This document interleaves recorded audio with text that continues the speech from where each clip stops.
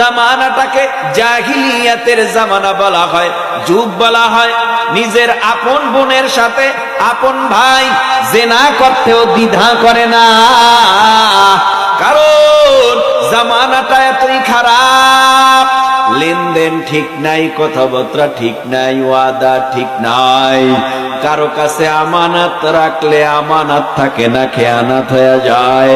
পয়গম্বর আরবি সাল্লাল্লাহু আলাইহি ওয়াসাল্লামকে আমার আল্লাহ দুনিয়ার জমিনে পাঠাবে, কে তার বাবা হবে, কে তার মা হবে, কি তার বংশ হবে, কে কোন গোত্রে তার জন্ম হবে, কোন দেশে তার জন্ম হবে, সব কিছু আমার আল্লাহ ঠিক করে রাখলেন।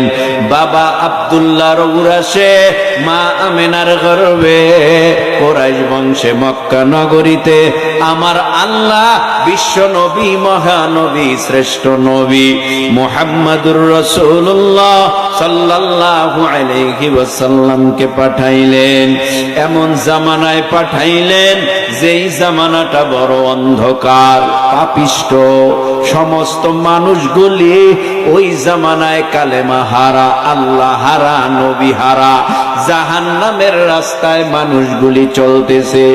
আল্লাহর নবী আস্তে আস্তে বড় হয়, নবুয়ত পায় নাই, কিন্তু আমার নবী তাকাইয়া দেখে মানুষ লাতের কাছে চায়, লাতের পূজা করে, উজ্জার কাছে চায়, উজ্জার পূজা করে, মানাতের কাছে চায়, মানাতের পূজা করে। মানুষগুলি বট গাছের পূজা করে, নিম গাছের পূজা করে, মানুষগুলি সাপের পূজা করে, দুধ কলা সামনে দিয়া মনসা নাম রাইখা পূজা করে। পয়গম্বর কিছুই বলে না।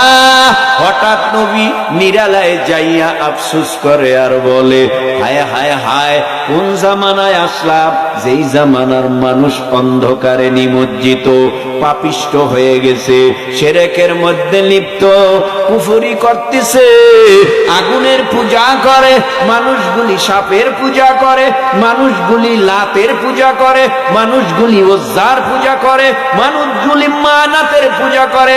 হায় হায় হায়, মানুষগুলি ধ্বংস।